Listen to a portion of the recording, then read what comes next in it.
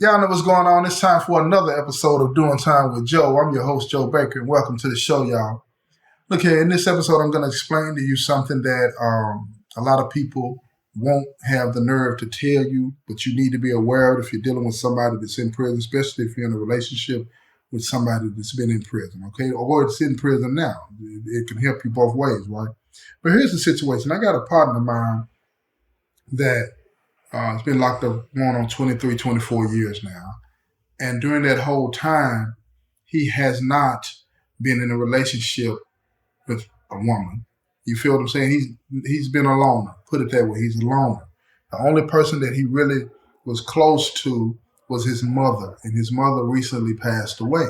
So now the woman that was his charge partner on the case with him, she's been released from prison by the governor, and she has been staying in touch with him and wants to be in a relationship with him and all of these types of things, right?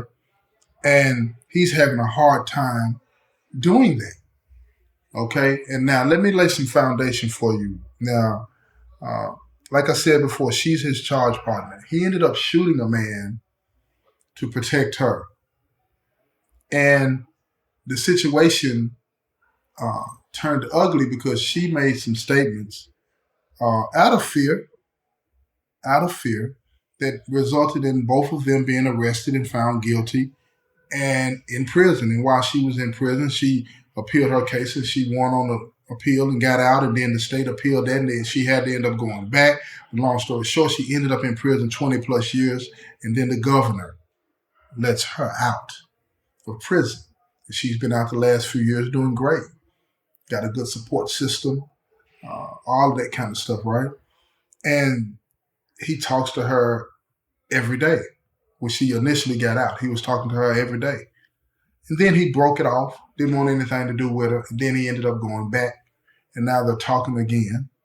And he was talking to me recently about a conversation that they had that he's feeling really good about now. But this conversation was eye-opening in the sense that I've watched him and I've seen growth in him. Now, here's the problem. I want to lay it out for you. My partner has been a loner for these 23, 24 years that he's been in here. The only person that he really will let get close to him is his mom. That's it. And she recently passed away. And his girl that's talking to him now, she's free to dream. Listen to me. I want y'all to understand something. She's out of prison, so she's free to dream, free to have hope, free to have things that she would like to do, and all of those types of things, right? Now, he doesn't have that type of freedom yet. See, freedom comes in different levels. You have that actual freedom where you're out, you're able to walk around and do what you want to do, when you want to do it, how you want to do it. You have that mental freedom, that you live a life of hopes and dreams and expectations. And then that spiritual freedom where you really, really believe and you apply it, you walk it, you live it. See, when you're in prison, you're limited to all of those types of things. You just don't have that. Now, a lot of times we talk about the spiritual aspect, but it ebbs and flows. It's up and down. Where you can walk it one day, the next day it gets to be too much because the environment, you want to survive the environment. But if you get in a situation and you walk away, your life might be in danger, or the stuff that you have in your cell could be taken from you. So you got to set that on the shelf so you can survive this environment. I've seen very few people that walk it to the extent that they will let somebody smack them and then they turn the other cheek, so to speak. You understand what I'm saying? Because you got vultures in here, you got predators in here, that if you turn the other cheek, they're going to take everything, including the cheek. You understand? So you don't get to have those freedoms in here. And in this relationship that he's in with her, when she talks about what they're going to do when they get out, and she wants to marry him, and she wants to travel, and she talks about working out with him and going to the gym, and it became too much for him. It became too much for him, and like I said earlier, he broke up with her. He pushed her away. He pushed her away, not because he didn't want to be with her, but because he was overwhelmed and he couldn't take it. And he didn't know how to articulate that to her. So I kept talking to him, and I kept talking to him, and I was telling him, you need to call her, you need to explain this to her. And it was so overwhelming to him, he couldn't even get the words out of his mouth to explain what he was experiencing to her. But over time,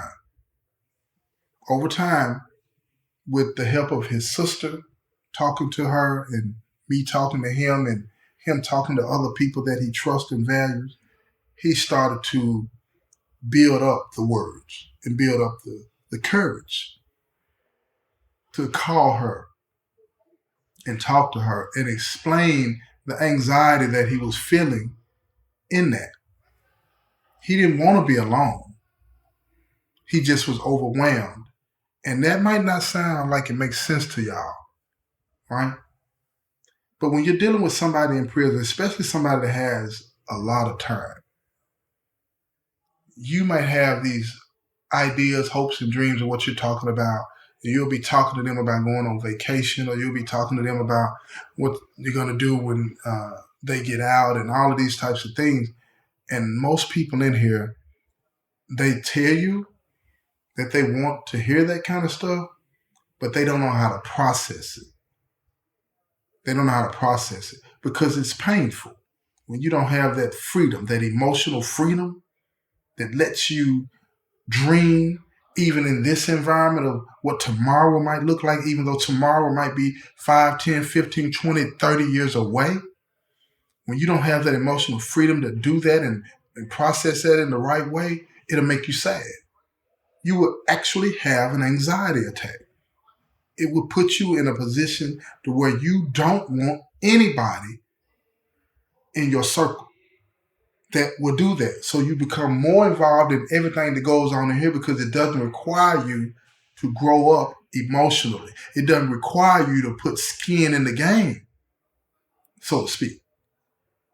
So a lot of people go to that. Let me give you a good example of that, right? You got a person that gets out of prison, right? They're in prison for selling drugs or whatever the case may be, right? They get out after they've served their time.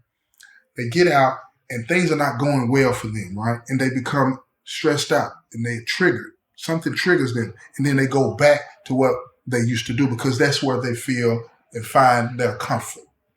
And that's the same way when you're dealing with somebody that's in here, in a relationship with them, and you're trying to share your day with them, share your hopes and dreams with them, and you start to notice that they're really pushing you away. That's why. They're pushing you away because it's too much for them to process. It's not that they don't want to hear, it's just too much.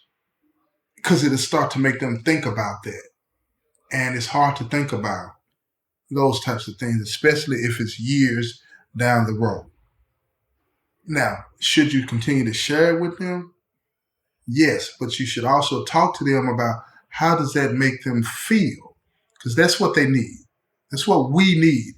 We need that outlet to be able to say, I would love to do all of that. I can't wait till I can do all of that. But right now, I'm feeling overwhelmed just by hearing that. I appreciate you involving me and including me in your hopes and your dreams, but I'm feeling overwhelmed just hearing that because that might be years down the road, and I don't know if you're going to be there. You got me. You want me to have these hopes and dreams of what we're going to do together, but I don't know if you're going to be there because I know that the average person doesn't stick around for 5 years, and if they do stick around, is they go mess off a little bit and come back and so on and so forth. You know what I mean? Yeah. I knew this dude in here, sidebar real quick. I knew this dude in here that was involved in a relationship with this girl, and every 3 or 4 or 5 years, she would break up with him and go off and have a baby and then come back. And by the time he got out, she had 6 kids. She had 6 kids. And they still got together. Imagine that. Imagine that.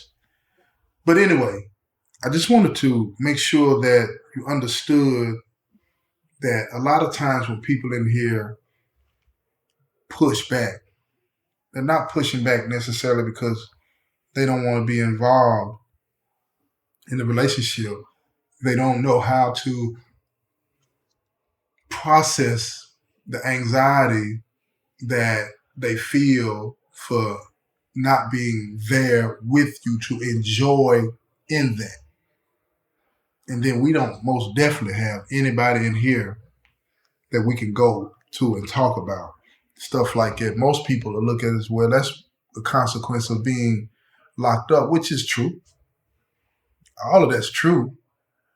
But I would hope that people would want us to come home in the most healthiest mental place, state of mind that we could be in so that we can find success in our reentry to society and not just say, well, you're feeling like it, you shouldn't have done what you did and you got locked up, deal with it. All of that's true and I need to deal with it, but you got to remember something. When people don't understand what's happening to them, they'll do something negative to deal with it. Like if you like my son, my son that has mental health issues, he don't want to take his meds, but he'll use some drugs to try to get the voices to stop in his head. You feel me? So when we're overwhelmed and we don't understand how to process what's going on with us, with a situation that we may be confronting, we'll do something silly. Get in an argument in here, get in a fight in here, do something that would cause us to lose our visits, lose our phone privileges, whatever. Because we don't know how to process that and we don't have anybody to talk to us. So just wanted to drop that on you so that, you could take a moment when you're dealing with this or you're dealing with somebody in your family that might be in a relationship or you might actually be in a relationship with that's incarcerated or just got out of prison. Take your time with them because this place will stunt your growth mentally. I'm telling you, you'll still continue to age. You'll still continue, if you're young, you'll still continue to grow, you know what I'm saying, in stature, height, and all of this and that. But mentally, most people, listen to me, y'all, most people that come into these places, the mental capacity that they had to understand their circumstances at the time that they committed the crime to come here is the mental capacity that they will have when they leave here in most cases. I don't know why that is. I have no clue, and well, I have some ideas. Let me say it like that. But it's scary. And now when I was talking to my partner about that, I said, tell me how you were on the town. And he told me, he said, man, I was like that with my mom. From a young age, he said, man, I needed my space. But my mama knew how to talk to me, this, and that. You know what I'm saying? And that helped him deal with that. That's why he loved his mother so much. She knew him. She knew when he needed his space. She knew when he needed her. You see what I'm saying? And now he's wanting this woman that he's going to be with, potentially, to fill that role. And I know that might sound crazy, but that's just what it is. He needs somebody to understand when he needs his space and how to help him get through that, thinking that being alone is the best option for him when he knows it's not. He's just been burned so many times, you know what I'm saying, that he thinks that's the safest place to be for him. And that's just not true. It's just not true. And he understands that and he's working on that. But it takes time. It takes time to get to that point where you can process what it is that you're going through and finally get to the stage to where you can share that with somebody. Man, look here. Being in prison and sharing something like this with his girlfriend is hard. Because You don't want people to, I don't know what it is. A lot of times you find yourself in a situation where they want you to be open with them, but at the same time, they don't want you to be weak, if that makes any sense. Man, I'll never forget one time, man, I was talking to somebody, it was years ago, right? I was talking to somebody, man, and I broke down and started crying. You know what she said? She said, "Are you crying?" I said, "Yeah." And she started laughing. Oh, man, I felt like, I don't know, I felt like 2 inches tall. But then I think, okay. Let me get this out of my system. It was one of those situations that was going on, something was going on at the house and I couldn't help out, and I didn't intend for that to happen. It just happened. I broke down. But I learned that this person was not the person that could understand when a person is in a state like that. You support them. You don't ridicule them. You don't make fun of them. You feel what I'm saying? She had this idea that I'm this tough dude that's beneath me, or I should be doing it, or that makes me look weak. You know what I'm saying? She didn't understand any of that. All she understood was me talking that rah-rah. That's where she was at. You know? But sometimes, we need somebody that will allow us to take that coat off, and share with you the parts of us that are the most vulnerable, the parts of us that we hide from everybody in here, because our survival depends on it. I get not breaking down in here in front of certain people, but I need to have somebody in my life that I can break down to if it's going to happen. If it's going to happen. Tell me that you understand that. Let me know what you think about this episode in the comment section, or any episode that I put up, okay? And I appreciate all of the support. Appreciate all the support. And I know y'all seen my new commercial. I know y'all seen it. Please share that on your social media and tell all of them to share it and like it. You know what I'm saying? I really appreciate the support. This has been another episode of Doing Time with Joe. I'm your host, Joe Baker, and I say peace, y'all.